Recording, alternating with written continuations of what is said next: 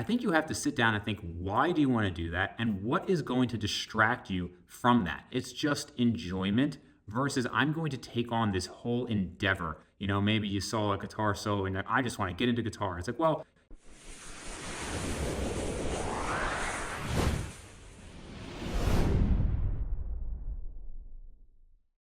what's up, guys? So today I want to talk about finding your why and your reason for doing things when it comes to the health and fitness lifestyle. So many of us got into this endeavor when we were relatively young, or at least we considered it. Maybe that was in middle school, maybe that was in high school, could be college. And a lot of that was oftentimes to impress others. Maybe it was a self-confidence issue. There's a lot of reasons that one got into it. But I think it's very important to actually think about why you're doing this long term. The reason being is that pretty much anything you do that is worth doing is going to have some very difficult points. It's going to have some sticking points. And if you're just doing this, for example, to get abs for the beach or to impress a girl, it is going to be very hard to stick to this when maybe that one thing didn't work out or it didn't happen. And I frankly don't know anybody who has done almost anything successfully long term who does not have a good reason behind it, who has not actually thought about that reason. There's a story that is probably an apocryphal story, but it basically was somebody saying they attributed it to Warren Buffett. Whether or not it was Warren Buffett, who actually knows? I feel like a lot of quotes and everything are either attributed to like the Buddha or Warren Buffett or a couple other people that it might not have actually been. But the story is basically to say that they say to write down the 20 things that are most important to you that you would use your time on. And then you select the top 5. And with that, you say, okay, these top 5, that is what I'm going to be spending the majority of my time on. And then you would think, okay, after that, then you go on 6 through 20. But the way it concludes is basically to say, no, 6 through 20 are actually the things you have to watch out for. Because if it's not even on your list, it's generally not a distraction. It's not something you have to worry about. But those 6 through 20 items, those are the things that are going to distract you. Those are the things that when it comes to the 1 through 5 getting difficult or struggling, you're going to potentially procrastinate and have that productive procrastination where you stop doing those really important things and you find a way to justify that procrastination by doing those less important things. And whether or not that it's exactly that number of items, I think the principle is sound because it's very easy to get distracted. You might have a goal of muscle growth and then that slows down a little bit. And so you jump from one thing to the next, you jump from one routine to the next. And rather than thinking about, is this actually accomplishing what I want long term, you're basically just going by emotion. You're just kind of jumping from one thing to the next and you're not actually sitting down and thinking, why am I doing this? And I can even think of that for myself, and this happens with everybody all the time, which is why it's something you can never really let up on. So for example, I had recently been front squatting, and I just kind of got into it because I thought it would be fun. And it's not to say that you can't lift for fun at all, but for me, I was doing it for a few weeks, and I started to get a little bit of nagging, like old injury kind of pain. And I'm fortunate that I haven't had any big injuries from lifting. But I thought about it, and I thought, okay, my PR on front squat was 315 for 3. And that was when I was doing dedicated heavy lifting all the time. And I was pretty happy with that. And I had thought where I am in my training career and how my goals have changed. And I thought to myself, is there really a reason for me to be doing front squats, barbell front squats at this time? And, we don't have to debate about whether, a Smith machine squat versus a barbell squat or anything like that. Just about my goals at this time. Does that actually fall in line with what I want to be doing right now? Do I actually want to try to work up to a 315 for 5 front squat? Again, is that in line with my goals? And ultimately, I decided no, it wasn't in line with my goals. And in fact, I could spend a lot of time, it could be months and months, if not over a year, to get back up to peak strength for something that I actually don't necessarily want to do at that point. It was something that I just thought would be cool. And it's almost like when you think of like a kid who plays every sport. You might have been one of those kids who watched like martial arts videos on YouTube or something when it came out. And you get like so enamored by that. Or, when I was a kid, like everybody was into karate, just random things. And when you're a kid, it's great, right? You try this sport, you try that sport, you want to do everything. And the reality is how many kids stick to those things? Almost none of them, right? But that's fine at that age. But as you get older, whether this is a business decision, a health and fitness decision, you realize that you really only have time for a few things. I even thought about this for myself a couple years ago with jiu-jitsu. Brazilian jiu-jitsu has gotten way more popular in recent years. And I had a couple of people tell me, oh, you got to do it, you'd be great at it for this or that reason. And I considered it.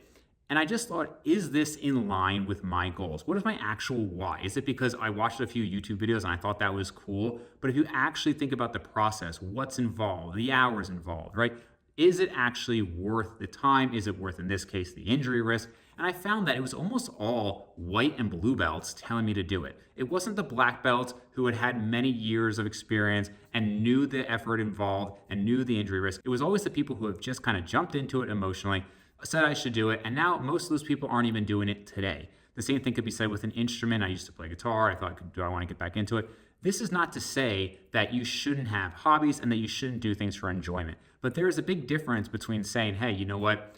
I like a video game and I'm going to go play that video game for half an hour and there's no rhyme or reason. It's just enjoyment versus I'm going to take on this whole endeavor. You know, maybe you saw a guitar solo and I just want to get into guitar. It's like, well, do you realize that to get to that point, you're going to have to take the next 5+ years of dedicated practice? Is that really something you want to do? Or is this just a distraction from being more productive? As you get older, you see that you can really only excel at a few things. If you look at the people who are the best at certain things, even if they have 2 or 3 things, that's typically amazing. If you're actually expert level at 2 or 3 things in life, many people, most people, don't get to expert level in even one thing. And so if you don't have those aspirations, that's fine. But if you're looking at this in this fitness endeavor and you're saying, hey, you know what? I really want to have an impressive physique physically, or I really want to be a high level power lifter, or I really want to get into calisthenics to be impressive there. I think you have to sit down and think, why do you want to do that? And what is going to distract you from that? Because it's very easy to get distracted. And sometimes it might not be something that is necessarily a negative. You could look at Eric Helms, for example. Eric Helms has done powerlifting. I think, has attempted some strongman, some weightlifting, and then bodybuilding. Even after so many years of doing those, he still found that in this recent season or two, he has found that he has gotten better growth and a better response to pure bodybuilding training. Right? Even though the other things have a ton of crossover potentially, you're still building strength, it's weightlifting. I mean, you know, weightlifting in the sense that you are lifting weights. And yet, even then, to specialize in this one thing has resulted in new growth. And so, again, thinking about why am I doing these things? Is it just something that's going to buy time or is it moving me towards my goals? I'll give one more personal anecdote. For a while, I was learning Spanish. I took it throughout school. I always did well in it. I was eventually getting lessons with somebody and helping them learn English. And I was spending a few hours a week on it, and I got to the point that I was fairly conversational. And then I moved to an area where I basically had no Spanish-speaking patients. And it really was something that I had to think about. Do I want to continue to invest this many hours into something that isn't necessarily going to help me in life? And again, like I know a guy who's in his 70s. He likes to learn Italian. He goes to Italy for 3 weeks a year and goes to Italian lessons.